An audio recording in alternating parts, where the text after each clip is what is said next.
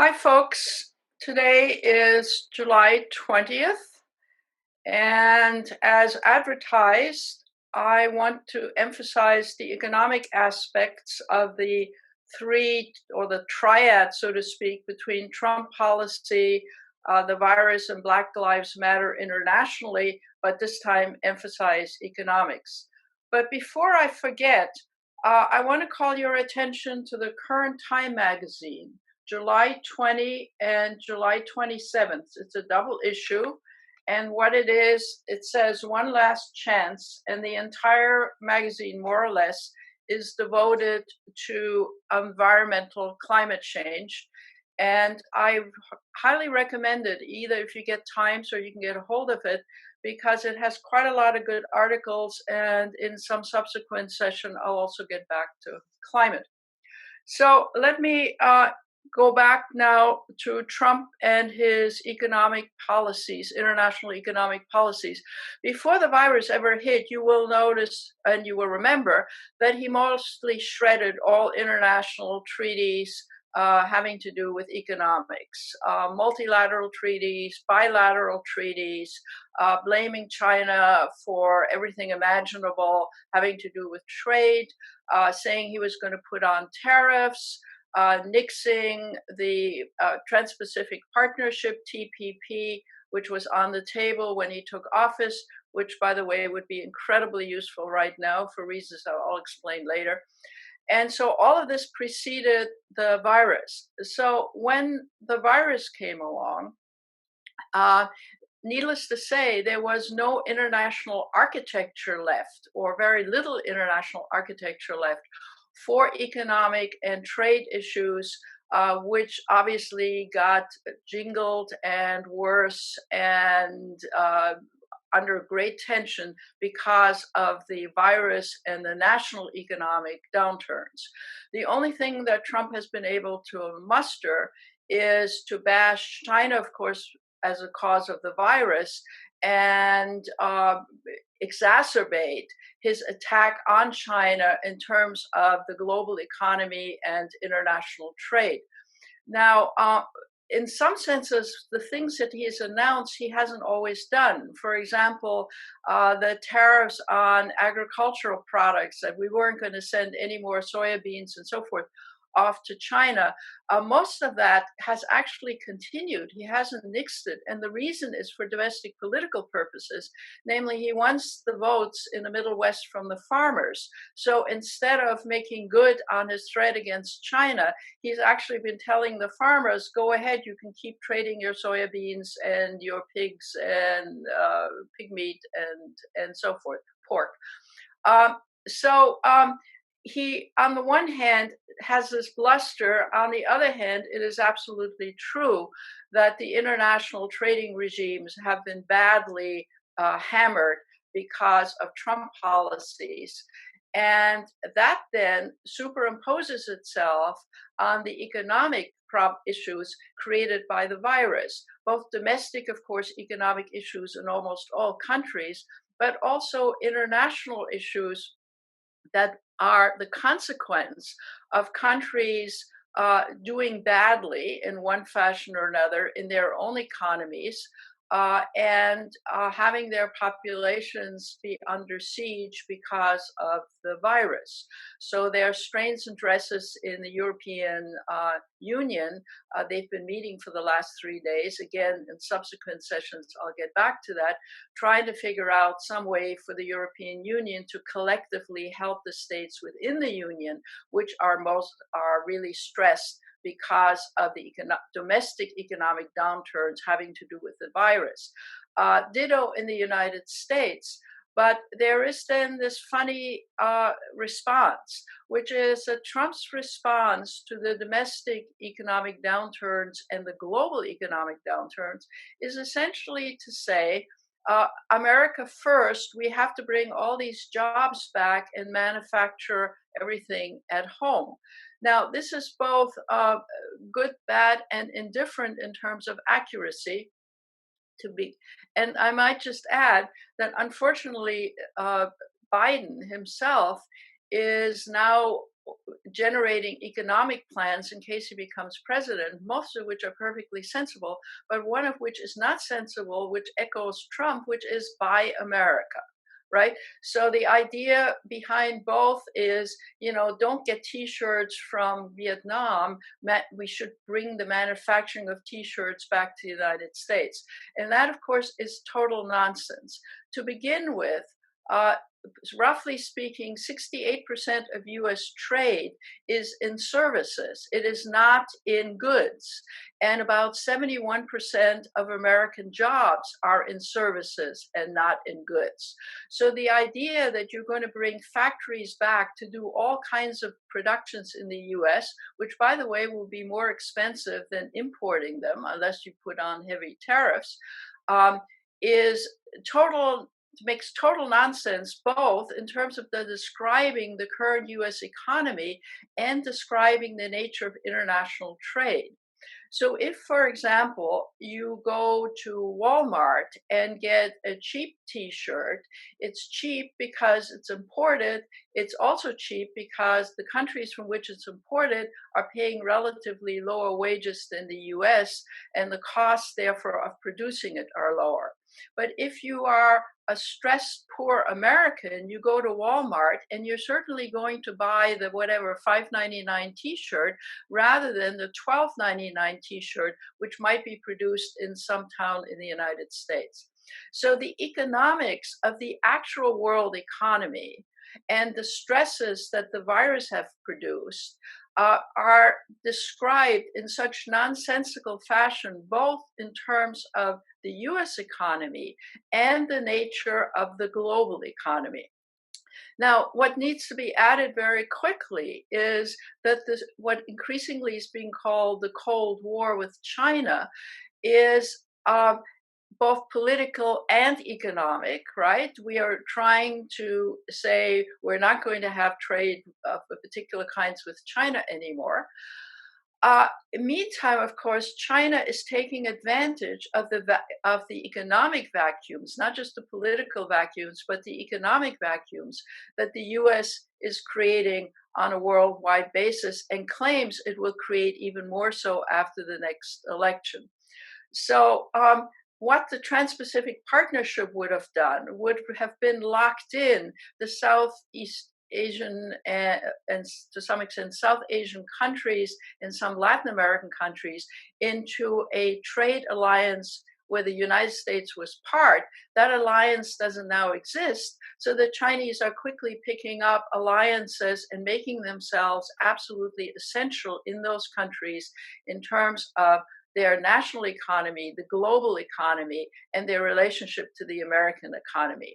So the strains and stresses of the virus have the actual effect of making both the national US economy worse and making the US role in the international economy less relevant.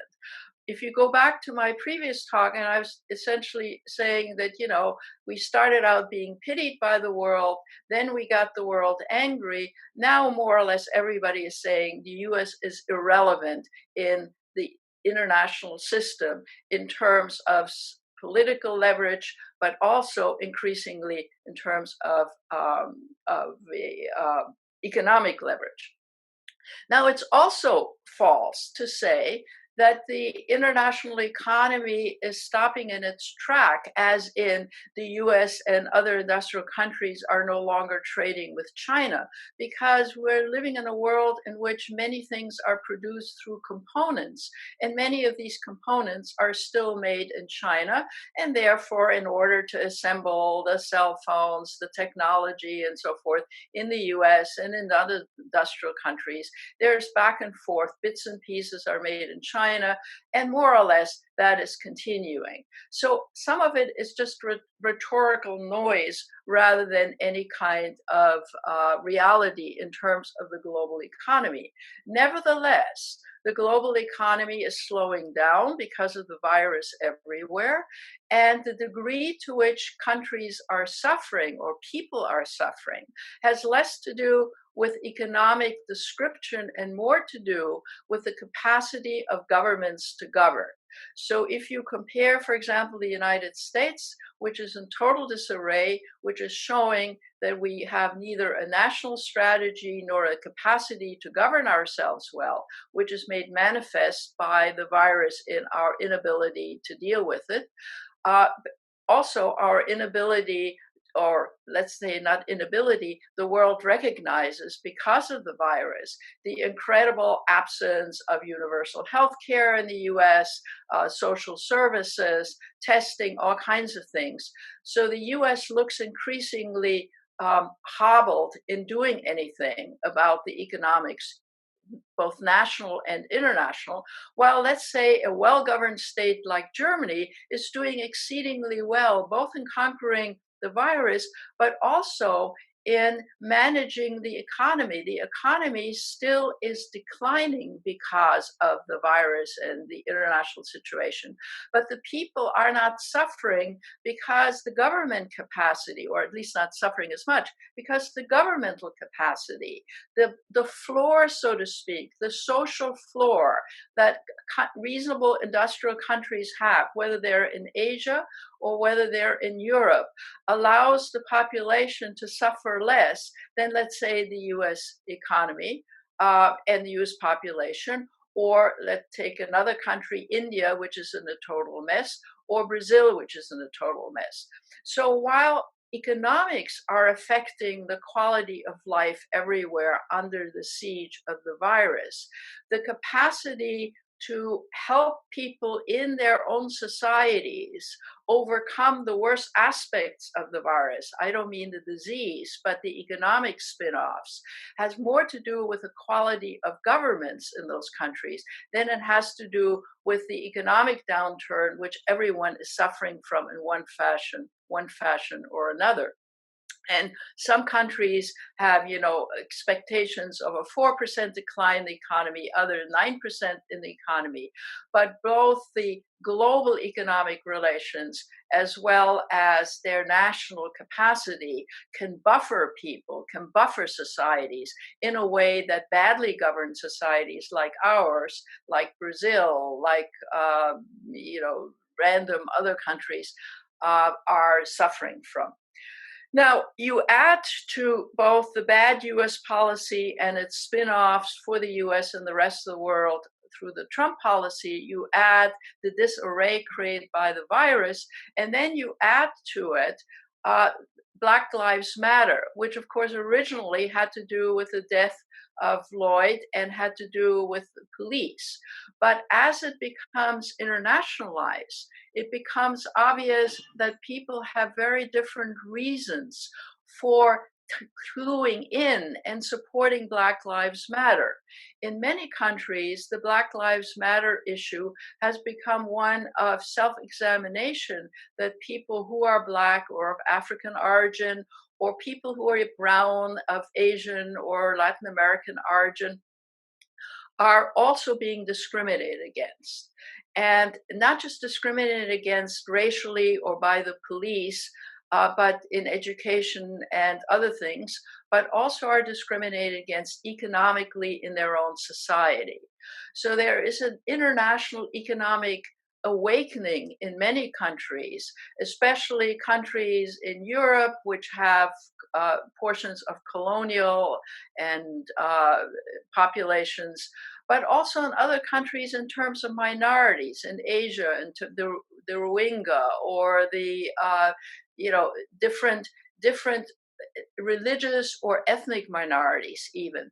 There's been an awakening on the part of especially the younger generation that the economics in their own societies, the unfairness in their own societies, and their disadvantages in the global economy are in fact unequally disadvantaging people. So even though Black Lives Matter started in the US and in a particular way, it is bouncing around various countries who are self-examining. Now, in the countries of origin of these people, for example, on the African continent, which was the victim of slavery, people are looking at Black Lives Matter, not just in terms of discriminating against minorities in their own countries, but rather in the suffering and the economic disabilities that those countries suffered as a consequence of slavery that they've never fully recovered from. So the former colonial countries are annexing themselves to call for Black Lives Matter as societies as a whole. Our lives, our societies, our cultures, our civilizations were badly ruined and stressed and attacked through colonialism. And we have not been able to recuperate because of ongoing structural disadvantages, educational disadvantages, economic disadvantages, which have continued even since the end of colonialism. So the victims of colonialism uh, uh, politics has in fact annexed those folks, not so much in terms of local discrimination against subgroups in their own country, but the systemic international discrimination against them, which has gone throughout colonialism and in the 70 or 50, depending on which country, since the end of colonialism. And they're calling for global fairness in economics in particular for their own societies as people re-examine what not only those who were the slavers, but also who became the victims of slavery have wrought in this world. So in an interesting fashion, Black Lives Matter has not simply become a question of the mistreatment of Black people and brown people where they are a minority in various countries in the world, as well as religious minorities and ethnic minorities in other countries, but has led to a re-examination, especially on the African continent, of, my goodness, what has happened to us? Why are we in such bad shape? Of course, we have had our bad leaders, mismanagement, all kinds of things, but as colonialism left us with very serious deficits in health, in education, in the abuse of our resources for the benefit of industrial countries. We have not fared well, and therefore our lives, our Black lives in our own societies should also matter.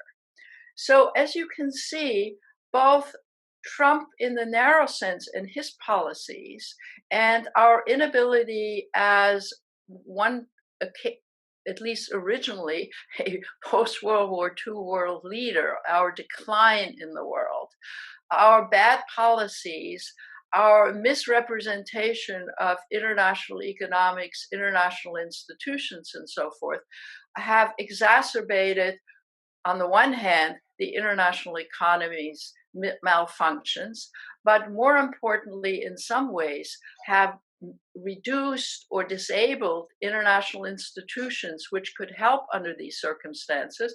For example, the World Trade Organization, which I've talked about in the past, U.S. attacks, U.S. wanting to leave it, U.S. Not supporting that organization monitoring trade. Then when something goes wrong with respect to, let's say, trade or unfair trade, there is nobody watching the store, so to speak. And then we complain about it and accuse China and other countries as unfair trade practices while having killed off the international mechanisms which could help and foster the US. So you have that. And then the entire economic structure inside and globally has been badly eroded and or undermined through the virus, which has pretty much hit everybody globally with few exceptions. And then you have Black Lives Matter, which has woken up everybody to the unfairness, on the one hand, to certain subpopulations in their own societies, and on the other hand, the unfairness of how countries have been treated internationally in the global economy because of slavery, because of discrimination, because of post-colonial disadvantages which have never been rectified. Ironically, of course, as this recognition that we in the so-called third world, be it Africa, be it the Caribbean, be it other parts of the world, as we have been mistreated and unfairly treated and not given proper support and remedial help, given what we have suffered, while this is all going on, the major donor to institutions which could help people, for example, various UN agencies, the World Food Program, the UNESCO, United Nations cultural and educational arm, all these institutions have been weakened in recent years and have been attacked by the US. And on top of that, the US is cutting foreign aid right and left, is cutting very many programs, for example, health programs, medical programs, which could help countries and at least show goodwill.